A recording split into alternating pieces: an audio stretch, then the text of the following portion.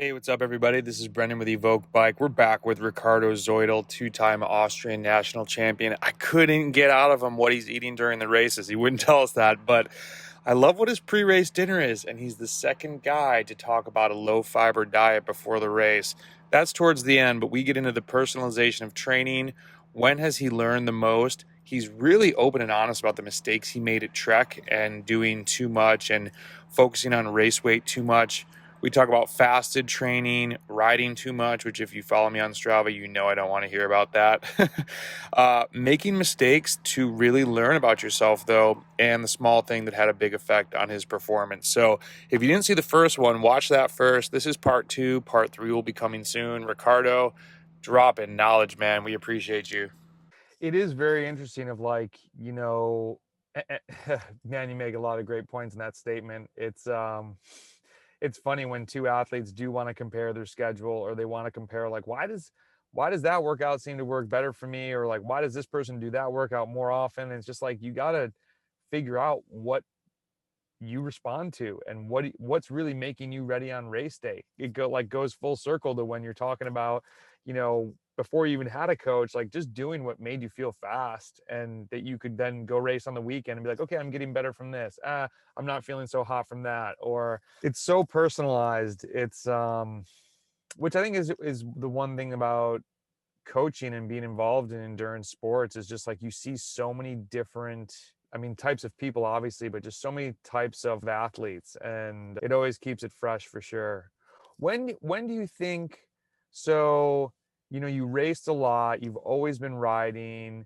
When do you think you learn the most? Maybe as a bike racer, but also like you're clearly into understanding your training. Was there a point when you really felt like you started soaking up more knowledge, or being able to utilize the things that you were learning from someone to make your training that much better? Like, was there any point in time, and maybe it was when you started working with a coach, or talking to your buddies, like anything that sticks out?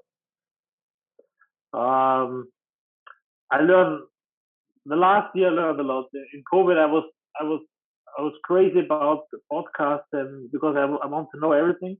But when I come back from track, I was because in track I did a lot of mistakes. Then I killed my career actually, because first of all, in the first year was okay, but then I want to push it too much. I want to be much better. I want to be much lighter. I was pushing, pushing, pushing, and then in the end, it was it destroyed me almost, because I was really really bad then. I mean, when I look back, I'm really surprised how I should survive the season, because I was not eating enough. I was trying every diet. It, I did so much mistakes, and then slowly, when I come back on the continental level, I start again to make good results, and then I came back in the World Tour again. So because I learned a lot of mistakes, and I changed a lot, and be much careful with the food, and not so crazy about the food anymore. Just to Mm-hmm. and that helped me quite a lot to come back in the World Tour again. It's also not so easy when you come one time down and to Yeah. step up again. But there, in track, I do a really really lot of mistakes. What do you think were some of the biggest mistakes that you made? And I don't want to forget to ask you this. What do you think is a good way for an athlete to find their race weight, or a healthy weight? Because this has come up with a couple other pros that I've talked to, where they're like, man, I just got obsessed with it and I got too light, and it's like it was okay for a little bit, and they felt fast, but they couldn't maintain it. And then they came to the same conclusion, like, it's just not worth it. It's this horrible roller coaster that's not healthy. Yes, in the season I was really eating not enough, and then in the off season I immediately 5, 6, 7 kilos I gained immediately. So, So how do you know you but weren't eating enough? Just because of the weight that you gained afterwards, or was there something that you were feeling that like felt off? I felt that first of all, my heart rate was not rising up anymore. So it was always, I had no energy. If your glycogen is low, then also your heart rate will be low, and you cannot. And also I had struggled to perform in the high intensity efforts. Also, then I saw also with the doctor that my testosterone level went really down all the year. Was not feeling good. And the last 2 years, I really found the perfect diet for me because I didn't look at all. I just eat, and I tell you, in the off season, maybe I gain half a kilo, but I eat so much shit. But I was okay. I'm really looking to the food. I try to eat good food, not really shit or a lot of chips or. But I eat a lot of chocolate or this and that. And honestly, I have the whole year the same weight, almost race weight. So eat more, really eat more carbs because from a lot of people don't know how much actually you burn, even on an endurance ride. You burn a lot of carbs, and I don't. For me, for example, this low carb was not good for me in the end. Also, I don't do it anymore. I like to go sometimes. I do faster training sometimes because in the winter, or if you have when you have snow and you have to do on the rollers, I do 1 hour before breakfast and I do 2-3 hours so I can split a little bit. But I came completely away from this, and now I'm focusing more on how I can get enough energy to really push the energy, and that really helped me. I felt so good in the training, after the training, in life. I'm not so tired anymore. It's really amazing. Really, it's You're the second guy that is just like, well, maybe I'll do fasted training every once in a while, but there was definitely in the US like this obsession with like, you got to be fasting. If you're not intermittent fasting, you're doing it wrong. And I tried it just to, I like to try new things and whatever. And it just, I, the reason I stopped doing it, I don't mind that there's not a tangible thing that I couldn't measure or put a metric to. Like, I understand that there's supposedly the benefits that are like things going on in my body that are good. But at the end of the day, I just felt bad and I just wasn't happy. And it just didn't work for me. I gave it a fair shot for a couple months and I was like, I'm good with this. That one's not for me. And you can't do everything, now with the internet, it's like, you've got Bobby who's doing his thing, and then he reads that this person's doing this, and this person's doing this, and this person's doing this, and he's got to do all of them now, and it's like just too much at once. And what do you think were some of the biggest mistakes? Were there mistakes outside of the nutrition side at Trek that you look back on that you would have done differently? I was doing too much. Actually, Too many hours or too many intervals or both. So okay. actually, when my trainer sent me 3 or 4 hours, I do always 1 hour plus. Always. Yeah. Always. Damn it, you're making me feel guilty because I I do that all the time. And also with the intervals, when he says 300 watts, I go to 330, 340, pushing the numbers, pushing the intervals, and especially with the tempo stuff, because sometimes in the first year was not so much, but after 2-3 years he was pushing a lot of his tempo, and that killed me because sometimes I don't know 3 days before a stage race we did 5 hours with 3 times 30-minute tempo with 30, 500, but 3 days before a 1 week stage race, and that sometimes killed me because then I do 6 hours and then I do more and then you come. Then I also learned you have to really come fresh to the races. That's really, really, really important. For a stage race or for every race? Every race, I think. And I did also with one doctor. Sorry to cut you off. Define fresh. Like, what's your kind of, what do you have a run up to a race that you like to follow, like a protocol? Let's say you're racing on Saturday. What does that week look like before? I listen to my body actually because it depends what you do the last month. For example, now I have on Thursday my first race, so I start yesterday the 1 week before a little bit to go. I train good, but I don't go crazy in the training now.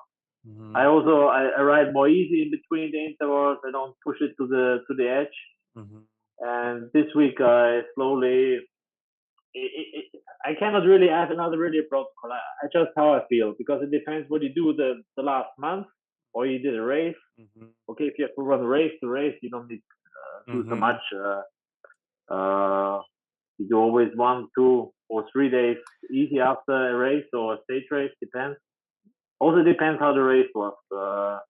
And That's No, that's really good to hear, because I think, we put out blogs and stuff, and I put out like a taper, and I'm like, this is a generic taper. Like, and I think the two things that I tried to highlight for people is, number one, you don't need to, you want to have some efforts in there. Like, if you're feeling good, don't just shut it down for a week and go in super fresh, so that then you get there and your legs are like, whoa, what's going on? But at the same time, like, you're trying to shed the fatigue, but look at what you've done. And I love that you said this. And every podcast, I swear, people are like, it's going to seem like I'm paying somebody to say this, but there will be athletes that will reach out. And I've had a friend that he was always like, hey, I've got this race in a week. What should I do? And I'm like, well, I don't know what you've done.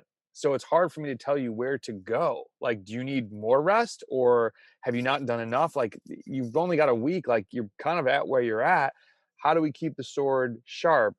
And I can think of a bunch of examples very recently of like people that they're riding well, um, and then say they ride well on the weekend and they have a race the next weekend, and because they're not training as much, they'll see like CTL go down, and they're like, my chronic training load's going down, I'm losing fitness. And I'm like, calm down. Like, you're giving one metric way too much attention right now. Like, how do you feel?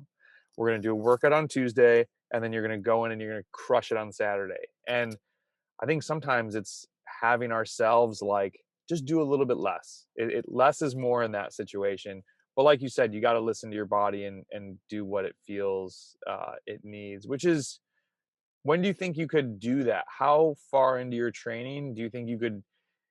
So the junior years might have been tough because you're a young person at that time, and maybe not like, you're not maybe like training, but like, how long till you could listen to your body and feel like you understood what it was telling you, if that makes sense? I think you have to make a lot of mistakes. It's really that's how you learn. And I know my body now quite good. So also sometimes the fatigue come really delayed. So Mhm. actually you try to go in the tape and say, oh, I'm good.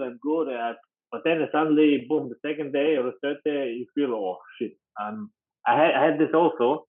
So sometimes I start, for example, before the first race, because now the last 3 weeks I'm really pushing a lot.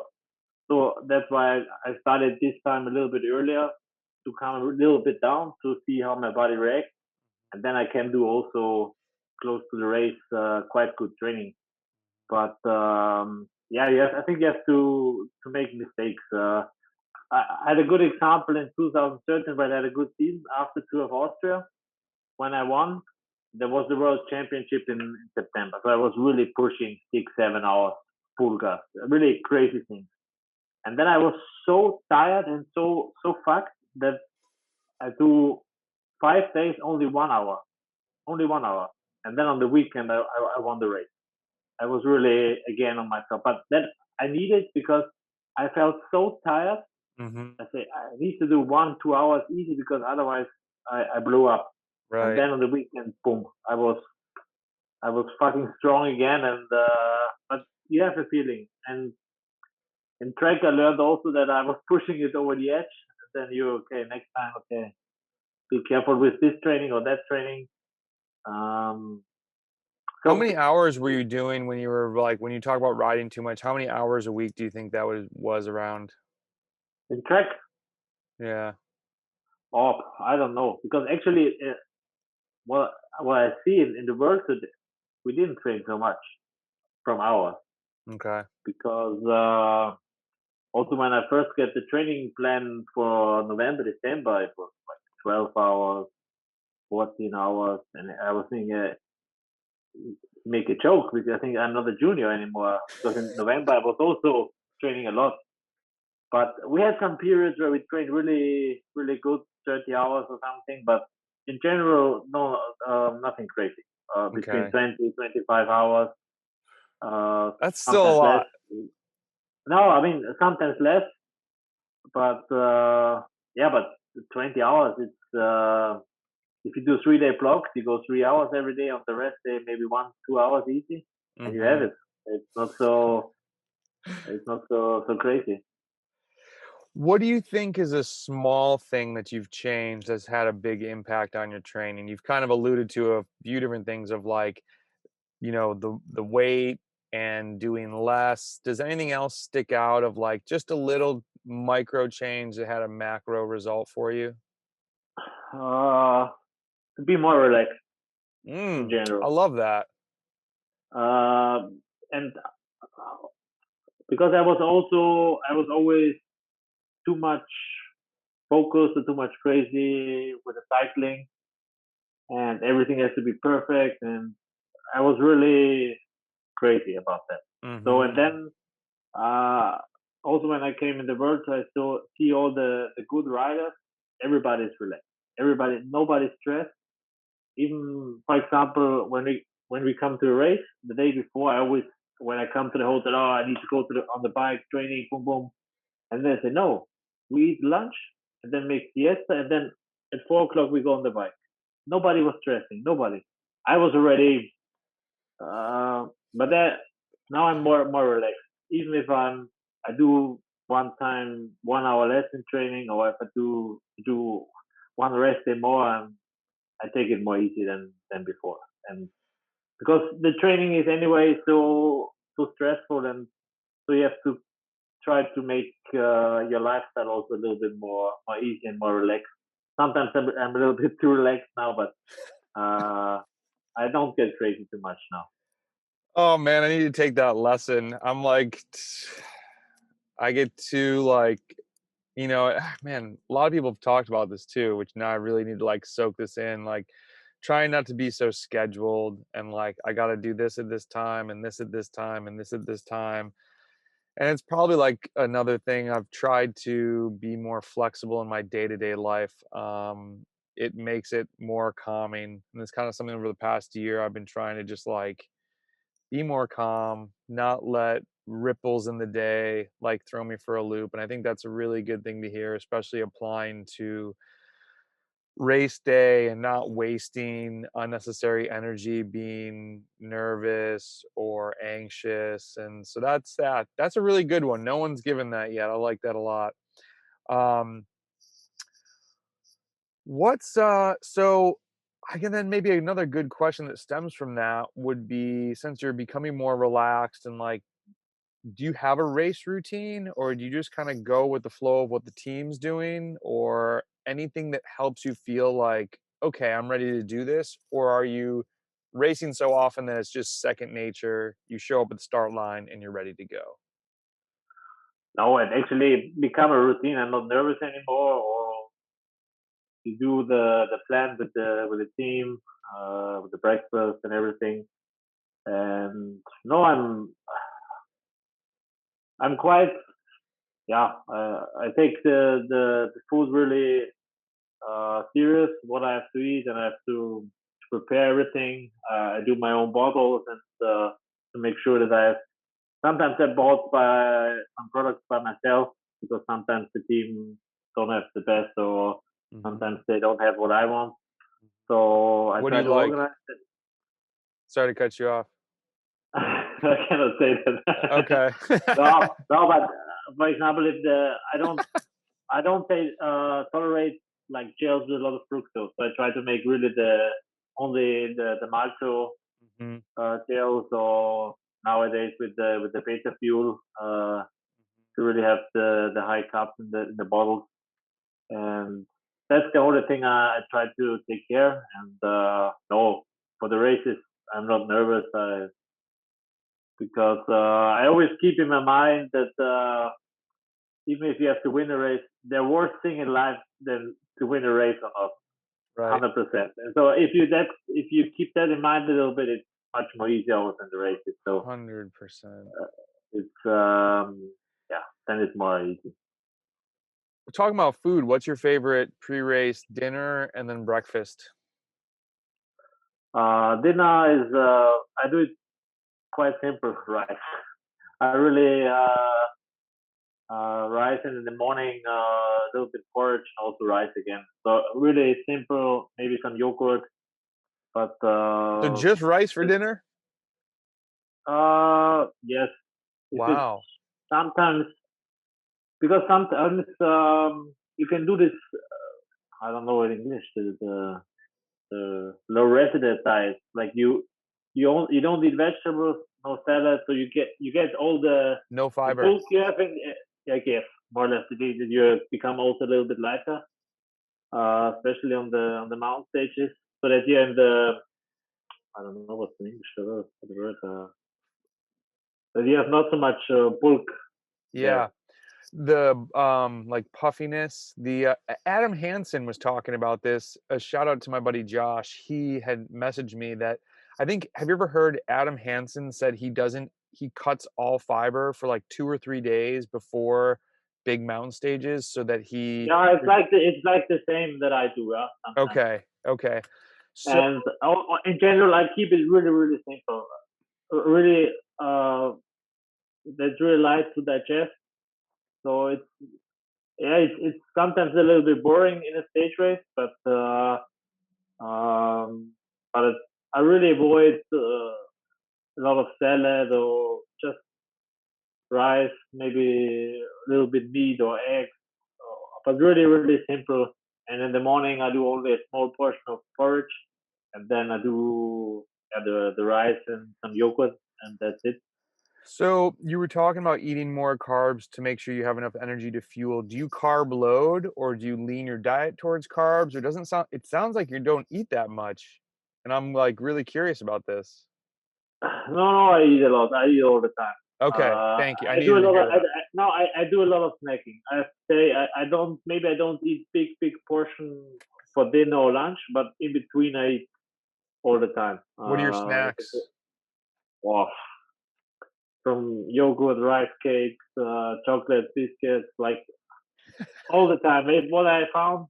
But the only thing I try to avoid is a little bit the fat.